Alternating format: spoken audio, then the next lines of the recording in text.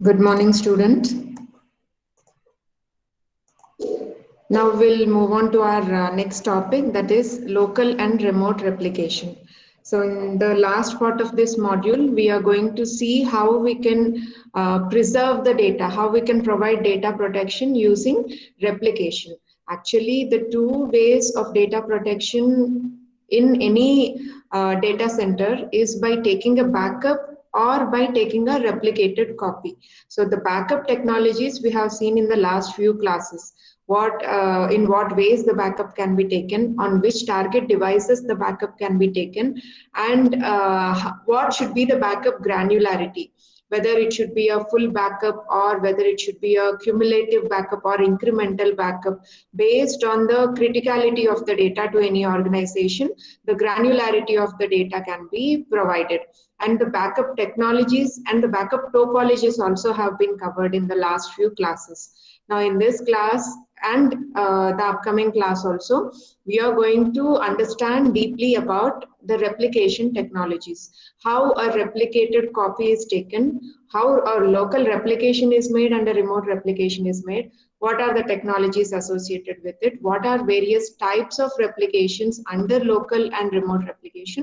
All these we are going to cover in today's and next class, and that will complete our syllabus of storage area networks.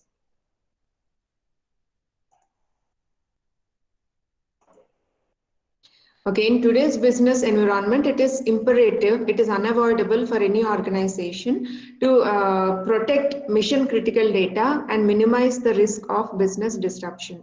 So whenever there is a disaster or whenever there are some unforeseen situations that arise, which makes the data unavailable, that will disrupt the business operations, right? So in order to ensure the business continuity, any business have to protect their mission critical data. The data that is very important for the organization should be highly available whenever it is accessed in order to ensure the continuity in the business cycle or business operations. Now, if a local outage or disaster occurs, then fast data restore and restart is essential to ensure business continuity. So when a disaster occurs, when the data center is down, when it encounters an outage, then quickly it has to be repaired and restored back to its actions in order to ensure business continuity. Replication is one of the ways to ensure business continuity. What is the other way? Asta, what is the other way to ensure business continuity?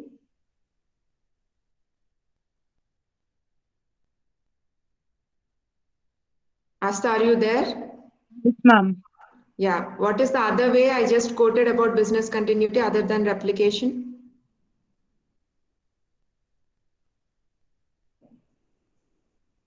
All of you are sitting for namesake in the class or for attendance? What is the use in wasting 1 hour completely? Though it is an online class, all of you should be attentive, right? Just now I have told you the two ways of ensuring business continuity. One is taking the replication, the other one is anybody else?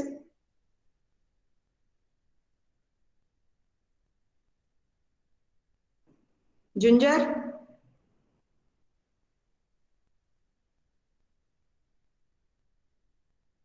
Kavya?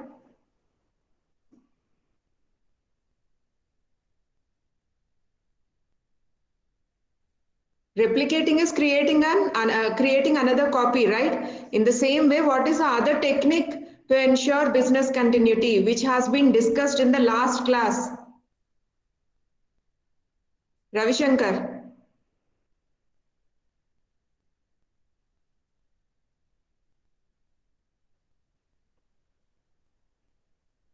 Taking a backup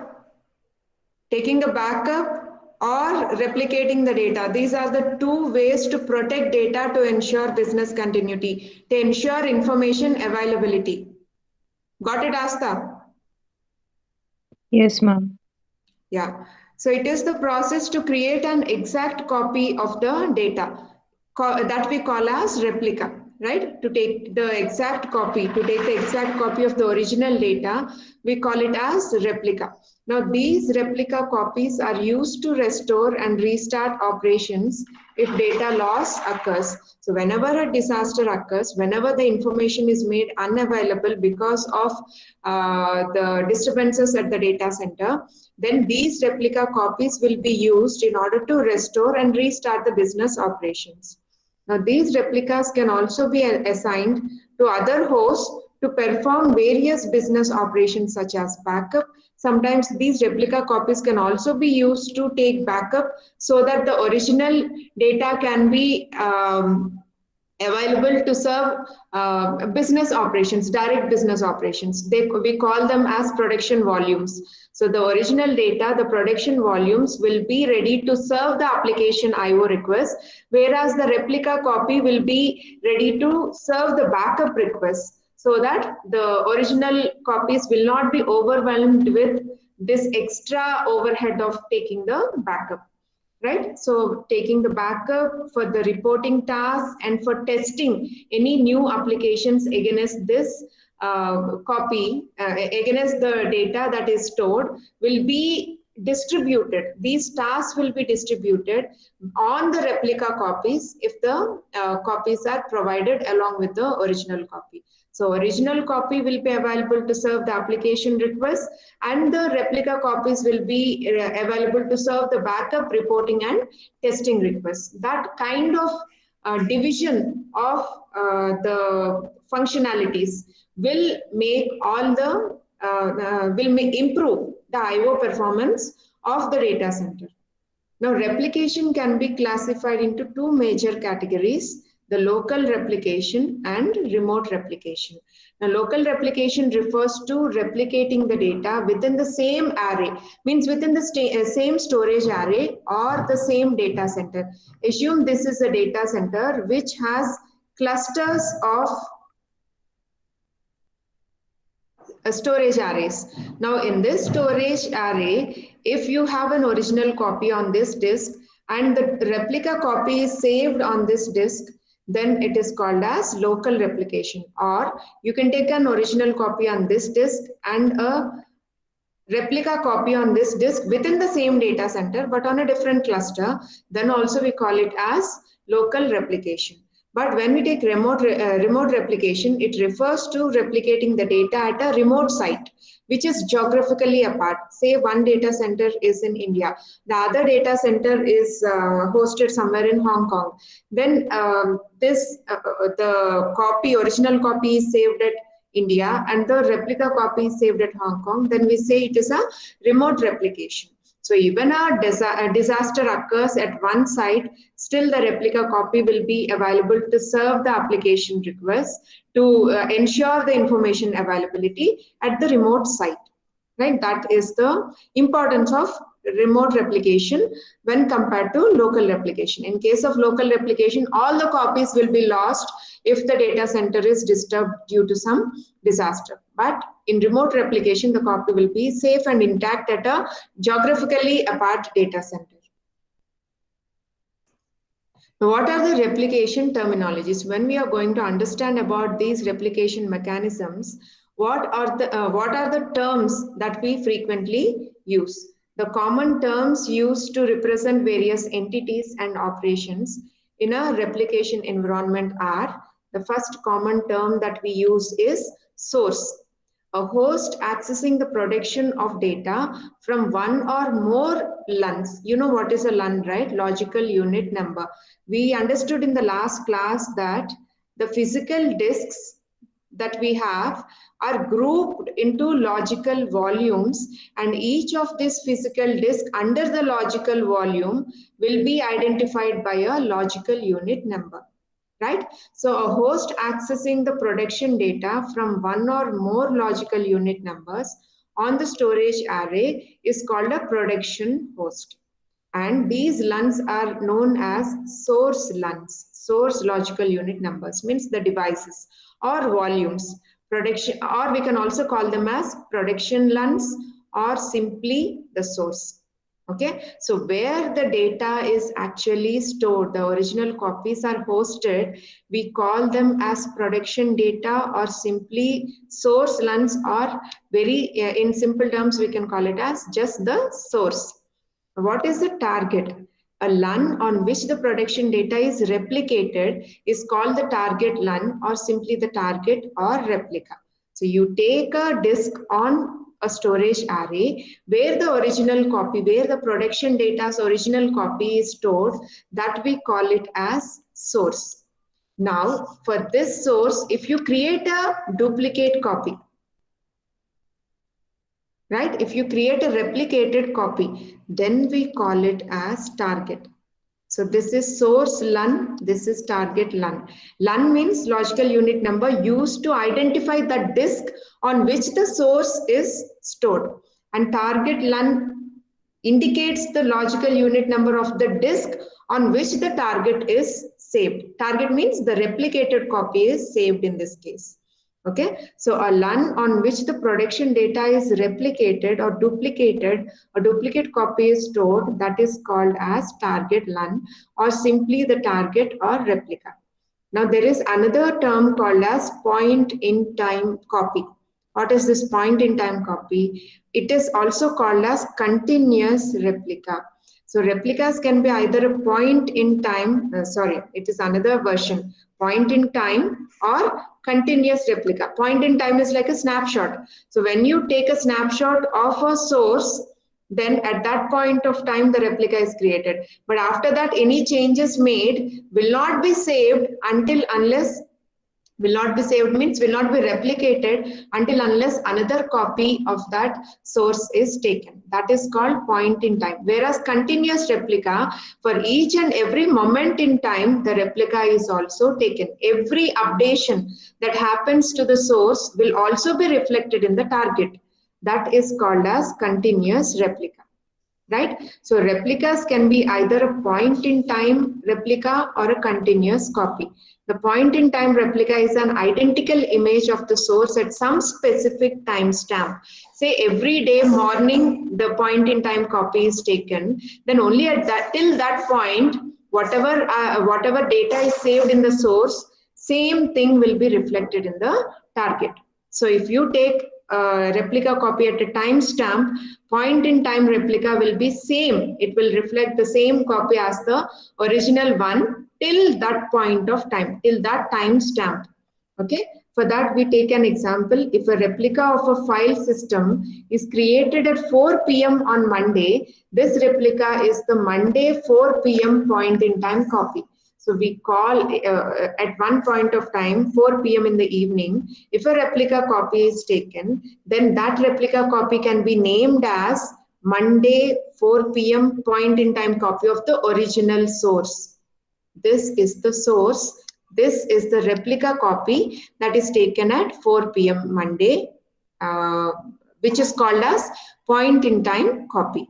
Now, on the other hand, the continuous replica is in sync with the production data at all times. Okay, now you take the example of point in time copy. Now at 4 p.m. Monday, the replica is taken. Now after 4 p.m. till next day's 4 p.m., whatever changes are made will not be reflected until another point in time copy is taken. But in contrast, in continuous replica, what will happen?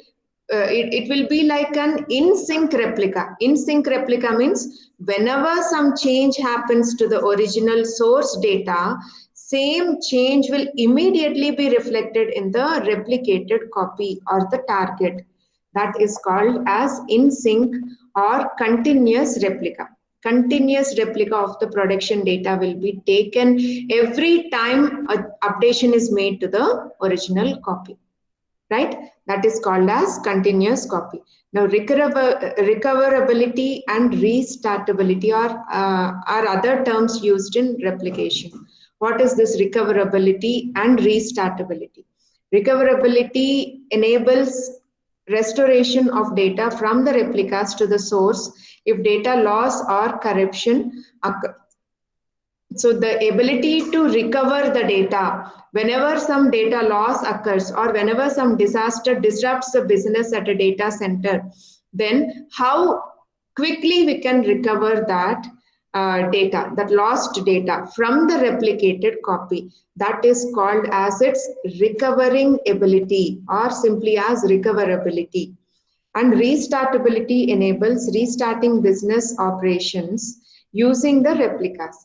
Okay, so using the duplicate copy, if the business is able to start very quickly, then we call it as restartability, restarting ability of the business, or simply restartability.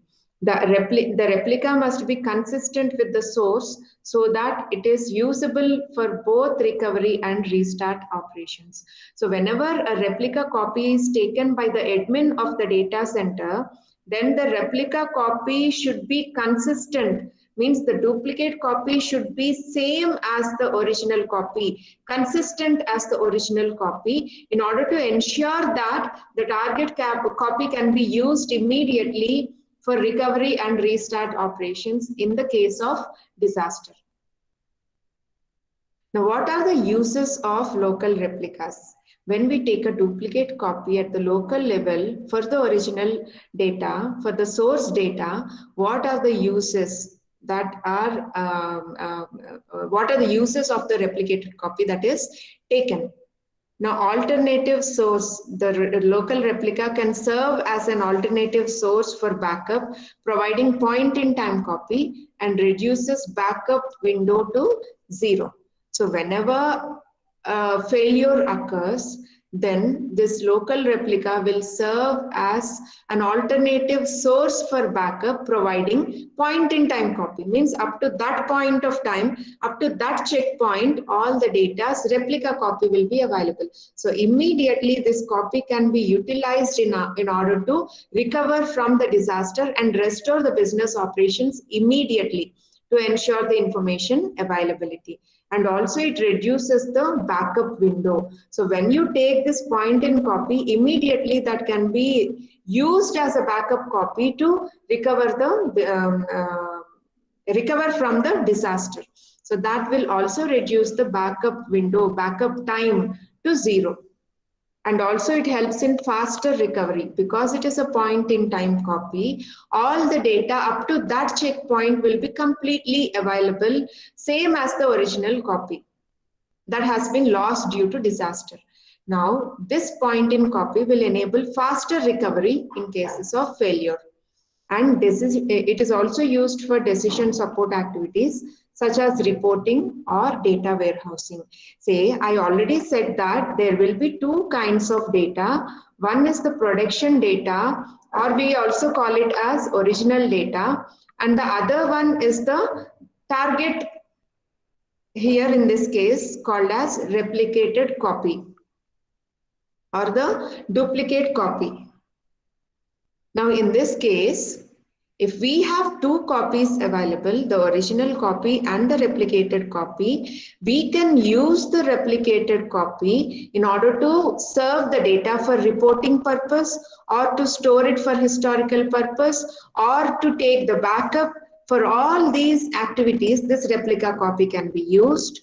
And for any application in input-output requests, the production data can be used. So you can ensure that the production data need not be overwhelmed with this kind of extra overheads like supporting the business decisions or serving the data for reporting or serving the data for backup. That kind of extra overheads will not be put on production data, and that can be shared, that responsibility, that functionalities can be shared by the replicated copy. Whereas the production data can dedicate itself in order to serve the application IO requirements. Okay, that is another importance. Load sharing is another important use of local replication. And the other use is to serve as a testing platform. So whenever some new functionalities have been included with this whenever some new functionalities are included with an application, Then to test those functionalities, this replicated copy can serve as a testing platform, and the production data can be dedicated only for application I/O requirements. Okay, and also for data migration. Say if you are migrating the data from a smaller LUNs, from smaller logical units to larger logical units, in that case, during this data migration from small scale to larger scale, replicated copies can be used to perform the data migration, and production data, which actually serves the application requirements, need not be disturbed in any case. Okay, that is how load sharing can be done by using these local replicated copies. Now, how do you ensure replica consistency? Replica consistency means whenever you take an original data's duplicate copy, whenever some change happens to the original data, how can that be immediately reflected in the duplicate copy? So how the replica's consistency is ensured when your production data is replicated, that we are going to see hereafter. Now, most file systems and databases buffer the data in the host before writing it to the disk. We already know that. We have also seen in intelligent storage systems that cache memory is used in order to buffer the data before it is written to the disk temporarily. So cache is a storage space where the data is temporarily stored before it is safely written to the physical disk on a storage array. So most file systems and databases buffer the data in the host before writing it to the disk. Yes, a consistent replica ensures that the data buffered in the host is captured on the disk when the replica is created. Generally, when a replica is created, what do? We take a source disk, means the disk on which the original copy is available, and create a replicated copy on the target, means another disk where the duplicate copy is stored. Now, when the sources, whenever the original copy on the source, for that we are creating a replicated copy, then we have to ensure that any data that is waiting in the cache to be written onto the source disk has been completely flushed onto the source. Only then the replicated copy is taken. Understand this carefully. Now, whenever a source disk is used to take its replicated copy on the target disk, then first we should ensure that any data temporarily waiting to be written onto the source disk is first written, saved, only then the replicated copy is taken. Got it? That is called as maintaining the consistent replicated copy. A consistent replica ensures that the data buffered in the host, which has to be flushed onto the source, has to be done, has to be completed before the target replica is taken. So a consistent replica ensures that the data buffered in the host is captured on this source disk when the replica is being created on the target disk, so that entire source's replicated copy will be available on the target. It will not miss any temporary data that is waiting to be written onto the source. Right? So the data tagged into in the cache, staged. The data staged in the cache and not yet committed to the disk should be flushed before taking the replica. That is what I told you, right? Any data that is temporarily waiting in the cache to be committed to the disk, to be saved to the source disk, have to be flushed out first. It has to be saved to the source disk first. Only then the replica can be taken. Now, the storage array operating environment takes care of flushing its cache before the replication operation is initiated. So before any replication operation, before any replication process starts, the storage array operating environment will ensure that all the data that is cached to be committed to the source is completely flushed. Only then the replica copy is taken. So the prerequisite to start a replication operation, The pre-procedure to start a replication operation is to flush out the cache completely onto the source, only then take it on the target. Only then the replica should be taken on the target. Now, consistency ensures the usability of a replica and is the primary requirement for all the replication technologies. So, consistency is the prerequisite in order to take the replica copy on a target. Consistency has to be ensured in order to make that copy usable in case of failures. So if the replica copy is not consistent, then it will no longer be usable in case of in case of disasters, right? So whenever a replica copy is taken, it has to be ensured that it is consistent before the replica copy is taken, so that it serves as the original copy in the case of disaster. Now, let us see how consistency of a replicated file system is ensured. File systems buffer the data in the host memory to improve the application response time. So file system buffer all their data in the host memory. In the host means where the application is actually running. So the file system buffers all the data in the host memory itself in order to improve the application response time. So the buffer data is periodically written to the disk, not all the time. The buffer data that is stored in the host memory at frequent intervals of time, it is written to the disk on a storage array. Now in Unix operating systems, you know the sync daemon, right? Sync daemon is the process that flushes the buffers to the disk at set intervals. You might have seen in Unix operating system. In order to ensure that the data is safely written from the cache temporary staging area to the disk on the storage space, means on your storage array, the Unix operating system will generally run a sync daemon. This sync daemon is a process that will flush the temporary memory that is staged in the buffers to the disk at frequent intervals, say every 1 hour or every half an hour. The buffer will be flushed so that it will be free of its temporary data, and that temporary data is permanently written onto the storage space. Now, in some cases, the replica is created between the set intervals, which might result in the creation of the inconsistent replica. Right? In some scenarios where the replica is created between set intervals, in such cases, it might result in creation of inconsistent replica, say between 8 p.m. and 9 p.m.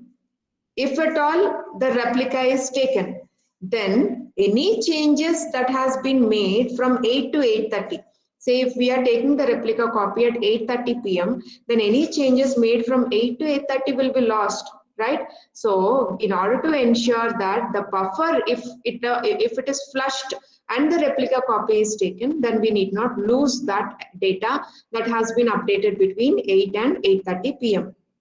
Therefore, host memory buffers must be flushed to ensure data consistency on the replica prior to its creation. Before a replica copy is taken, the operating system has to ensure that all the buffers are flushed, the data is permanently written onto a source where the original copy is residing, and only then the replica copy is taken from that source. If the host memory buffers are not flushed, the data on the replica will not contain the information that was buffered in the host. Right? That is what I explained. If the host memory buffers are not flushed before taking the replica, what will happen? Any data that is temporarily stored in the buffer will not be saved in the replicated copy. So that data will not be available in case of a disaster where the original copy is lost. That is why always this is the process that has to be followed when a replica copy has to be taken. First, the host's buffers have to be completely flushed so that the temporarily staged data is saved on the source disk permanently. Only then that source disk's replica will be taken on the target disk. right? So if the file system is unmounted before creating the replica, there is another danger. If the file system is unmounted before creating the replica, the buffers will be automatically flushed and the data will be consistent on the replica. There is another danger of unmounting the file system before creating the replica. In such cases, again, the operating system only will take the responsibility to automatically flush the buffers and the data will be made consistent on the source so that it can be replicated onto the target without any inconsistency in the data. Now, if a mounted file system is replicated, some level of recovery, such as fseek or log replay, is required on the replicated file system. Okay, now if a mounted file system is replicated, then what are the alternative mechanisms in order to ensure data consistency? One mechanism is to use fseek in order to retrieve the data that has been recently updated, or log replays. Log files also contain temporary data, temporary details about the data that is recently updated. So when you replay the log, that details will be permanently saved on the replicated copy also. So once the source file replica copy is taken, but after that some files are updated, that log file where the updations are recorded can be replayed with the replica so that the replica will have the updated details also, same as the original copy. That is another alternative. Now, when the file system replication and check process are completed, the replica file system can be mounted for operational use. Yes, once the replication and check process, whether the replica copy is consistent with the original copy, that checking process has been completed, then the replica file system can be mounted for operational use, same as we do with the original copy or the source copy. Now, this is how the flushing of the file system buffer happens. In this case, when a sync daemon is being run on the layers that are implemented on the source, then where the data is temporarily stored on memory buffers, that data will first be flushed onto the source, only then the replica will be taken. This is what I have been explaining for the last 5-10 minutes, right? The sync daemon is a process that is responsible in order to flush all the temporary data that is stored on the memory buffers to the source disk. Only then the replica copy of the source can be taken on the target disk. Right? You can also see here the other layers of the disk: physical disk driver, logical volume manager, file system, and the topmost layer, which is which would interact with the application systems or the server or the host systems. Right? So whenever you have to ensure the data consistency, you have to run a process called as synchronization process, which will ensure that the data, which will ensure that the memory buffers are completely flushed out of this temporary data, and that temporary data is permanently saved on the source disk. Only then the replica is taken on the target disk. Now, how to ensure the consistency of a replicated database? Sometimes we may not be storing only the production data, but databases also have to be replicated. In such cases, how to ensure the consistency? Now, a database may be spread over numerous files, file systems, and devices. Generally, if you want to replicate a file system, immediately you can take a snapshot, you can take a point-in-time copy, or if you want to take a file replica, you can easily take it. But it is not the same case with the database. In the database, when we come to the case of a database, the database will not be existing on a single file, or it will not span a single file system. The database may be spread over numerous files, numerous file systems and devices, not on a single disk, but it may be available on multiple storage disks. In that case, how to ensure the data consistency? All of these must be replicated. All these files, file systems and devices must be replicated consistently to ensure that the replica is restorable and restartable in the case of a failure. The replication is performed with the database offline or online. It can be either point in time synchronous, means we call it as in sync process. So it can be in sync process which is ensured by a online replication, or it can be periodical replication, means at frequent intervals of time you take the replicated copy, which can be performed online. In sync operation is performed online, in sync replication is done online, and periodic intervals of time replication is taken offline. Now, if the database is offline during the creation of the replica, it is not available for I/O operations. That is quite obvious, right? If the database is kept offline to create a replica copy, at that time, that database will not be available to serve any I/O request from the application.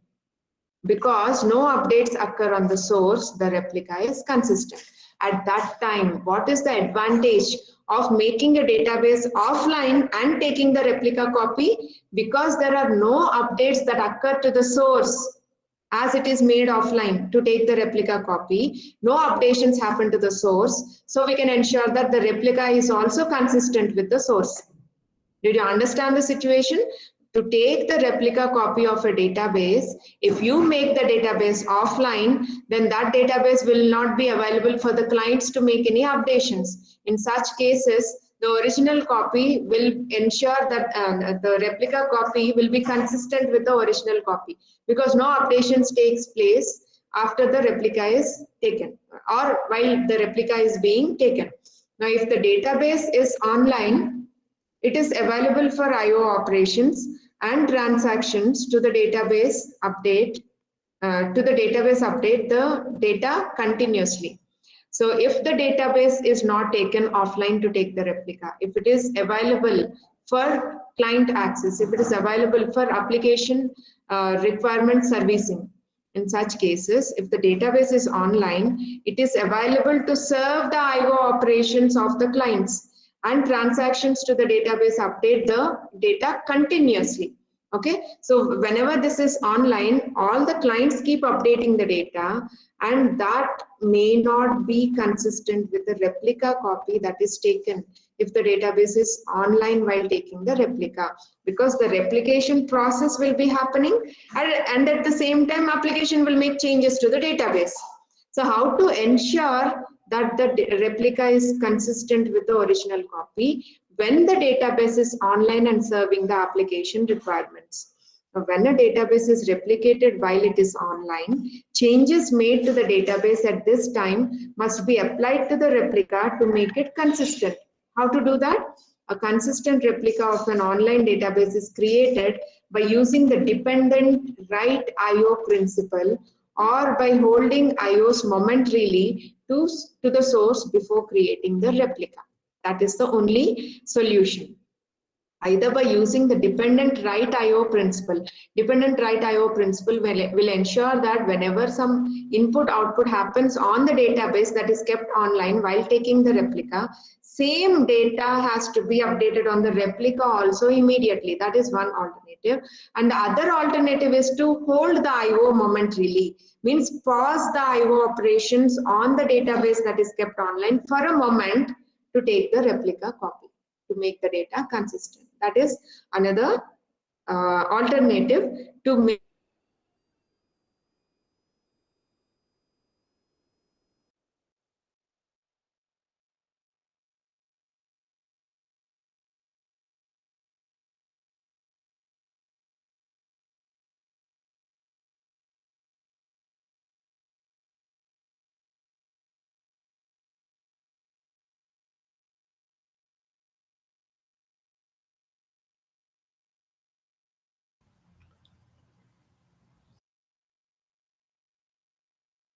replica copy.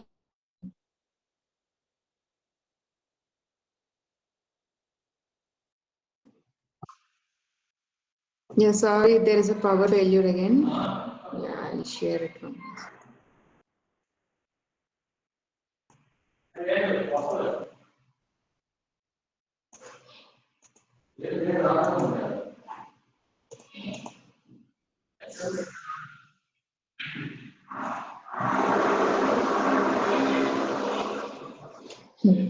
Okay, so when a replicated copy, here we are, right? When a database is replicated while it is online, changes made to the database at this time must be applied to the replica to make it consistent. We understood that. And a consistent replica of an online database is created by using the dependent write IO principle. As I told you, it has to be immediately reflected on the replica copy also, or by holding IO momentarily to pause the IO that can be done to the source before creating the replica. This is another alternative to make the replicated copy consistent. Now, a dependent write IO principle is inherent in many applications and database management systems to ensure consistency. Already this is in place. This dependent write IO principle is in place and by default is available in many applications and database management systems in order to ensure the consistency of the data even on the replicated copy. According to this principle, a write IO is not issued by an application until a prior related write IO has been completed.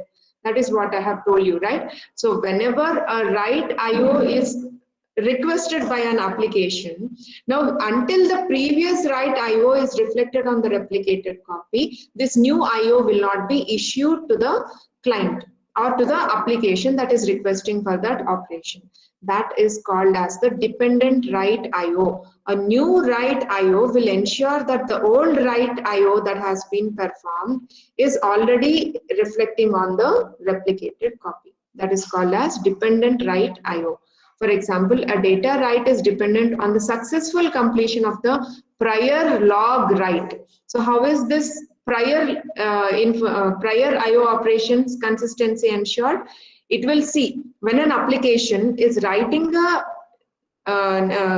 when an application is requesting for a new input output operation with the database, then the database will first see that the previous log where it contains the details about the recent updation that happened to the database. That log should be replayed with the replicated copy, means that new updation that is recently made to the database have to be reflected on the replicated copy also. Only then the new updation happens to the database. That is called as dependent write IO. Whenever a new IO happens to the database, it immediately confirms that whether the recent updation to the database that has been recorded in the log temporarily, it is saved on the replicated copy also before making another new change to the database. Okay, that is called as dependent write IO.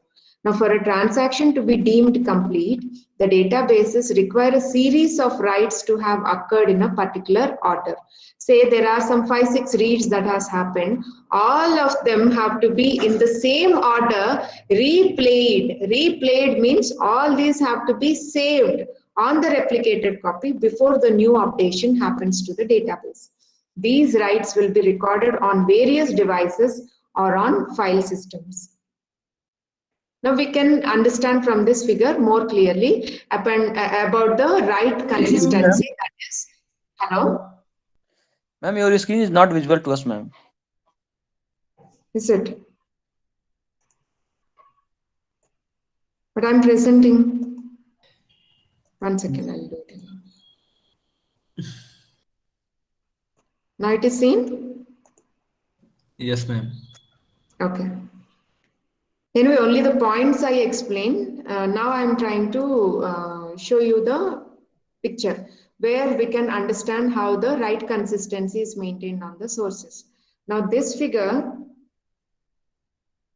illustrates the process of flushing the buffer from the host to the source.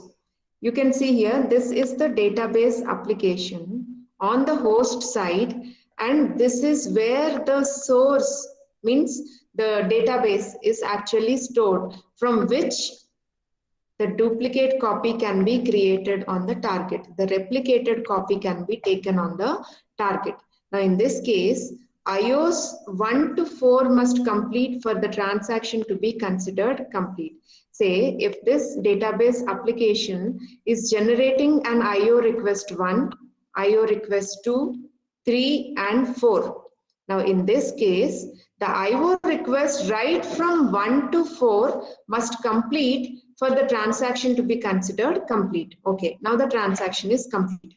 Now, IO4 is dependent on IO3 and occurs only if IO3 is complete. IO3 is dependent on IO2, which in turn depends on IO1, right? So, you know that by the basic definition of transaction, you know that a transaction have to be completed in its entirety or should not be completed at all. Means partial transactions doesn't exist, right?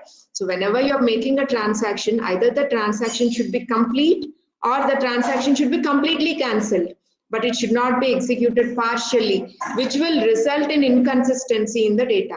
That is why in this case, if the transaction is made up of all these 4 input-output operations, means only when all these 4 operations, IO operations are complete, then we consider the transaction to be complete. In such case, in order to execute 4, 3 must have been executed. In order to execute 3, 2 must have been executed, and before that 1 must have been executed. Now, in this case, you should make sure that transaction 1, whatever part of the transaction 1, whatever changes are made in the first IO has to be reflected on the physical disk, and then whatever updations happens due to IO operation 2 has to be reflected on the data on the physical disk, and any transaction changes, any IO changes that happen due to IO3 and IO4 in the transaction should be reflected again on the physical disks.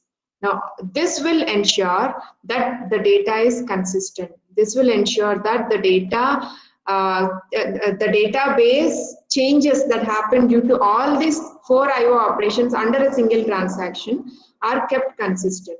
That will make the database consistent on the source.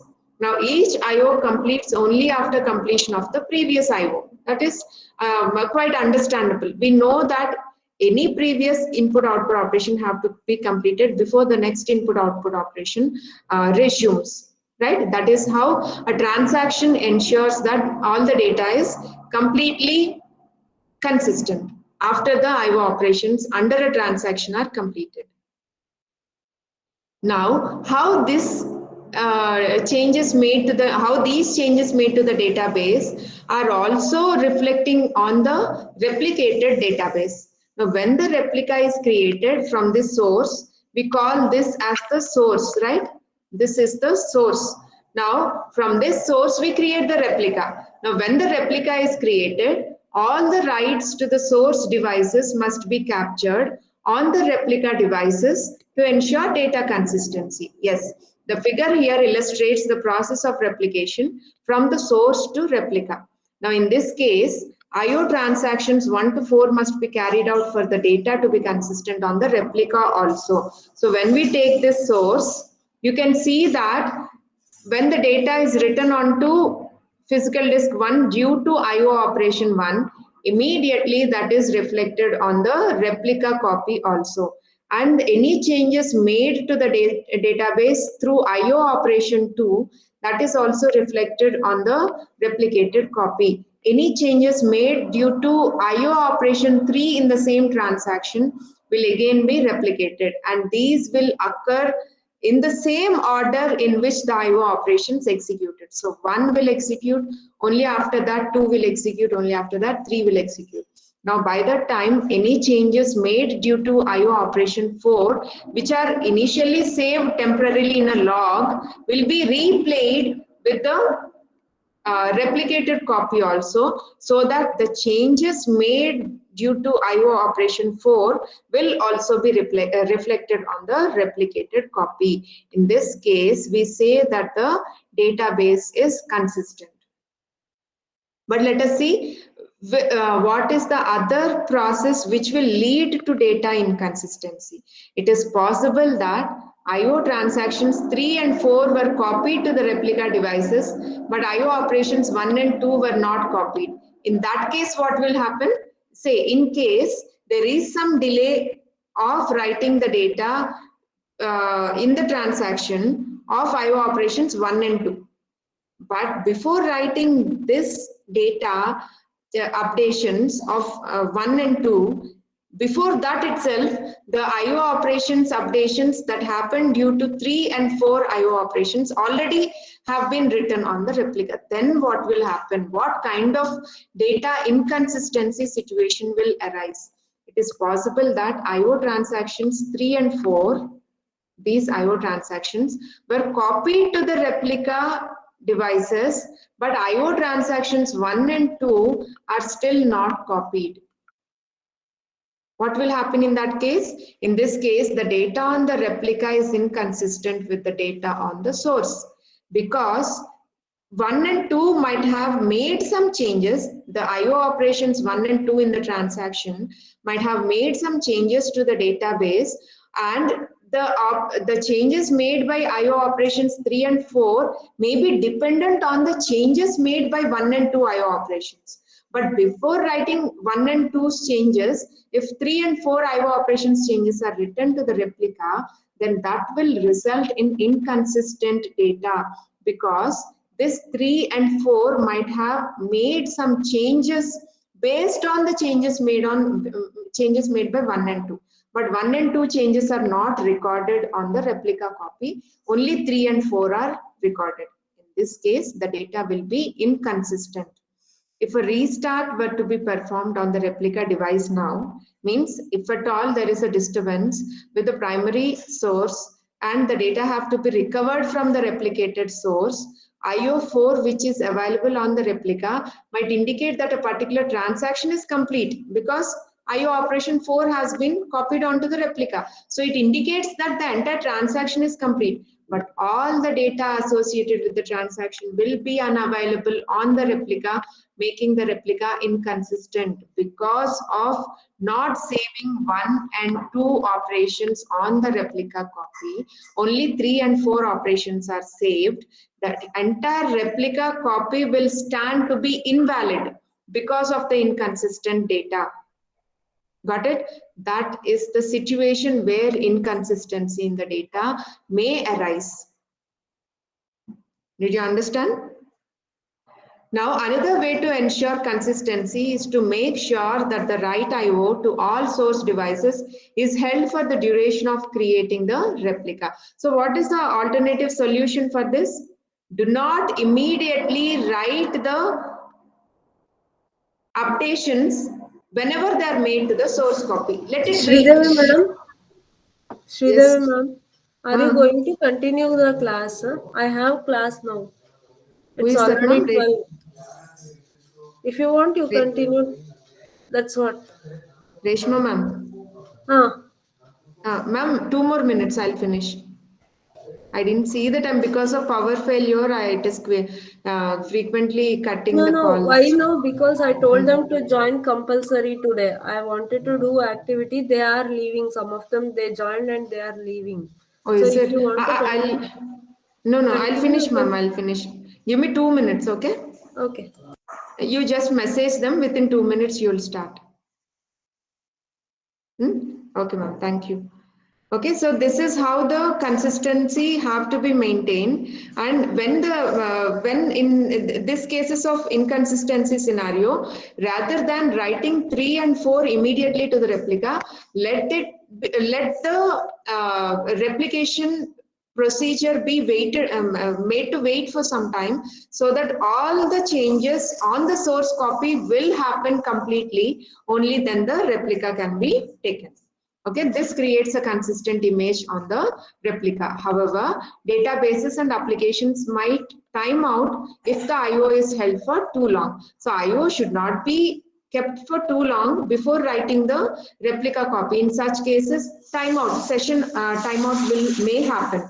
So you have to maintain a trade-off between the time for how much the IO can be held before taking the replica, and also see that the consistency of the data is maintained. Okay, this is how we ensure consistency of replicated copies. In the next class, we'll see the local replication technologies.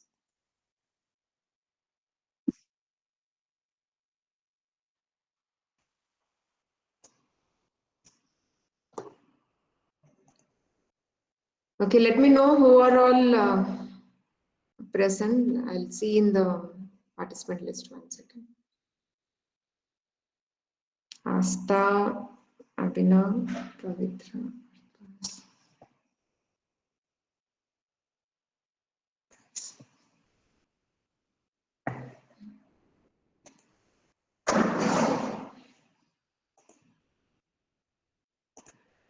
Okay, thank you. We'll meet in the next class. Thank you, ma'am.